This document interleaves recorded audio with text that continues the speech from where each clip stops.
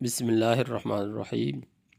کتاب حلیۃ الاولیاء میں ابو نعیم وہب بن منبہ سے روایت کرتے ہیں کہ بنی اسرائیل کا ایک شخص تھا جس نے 100 سال تک اللہ تعالیٰ کی نافرمانی کی اور گناہ کرتا رہا۔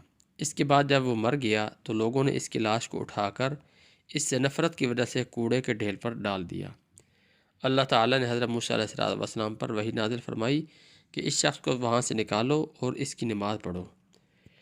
حضرت موسیٰ علیہ السلام نے عرض کیا، اے پروردگار، بنی اسرائیل نے اس شخص کو دیکھا ہے کہ اس نے 100 بار سخت تیری نافرمانی کی، مگر اس کے بعد پھر اللہ تعالیٰ کی طرف سے وحی نازل ہوئی کہ ہاں وہ ایسا ہی تھا، مگر اس کی ایک عادت تھی کہ جب بھی اللہ تعالیٰ کی کتاب تورات کو کھولتا تھا اور اس میں محمد صلی اللہ علیہ وسلم کے نام پر اس کی نظر پڑتی تھی تو وہ اس کو چومتا اور آنکھوں سے لگایا کرتا تھا۔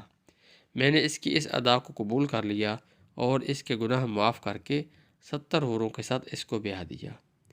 یہ روایت بحوالہ سیرت حلبیہ سیرت کی مشہور کتاب سیرت حلبیہ جلد اول نصف اول میں درج ہے۔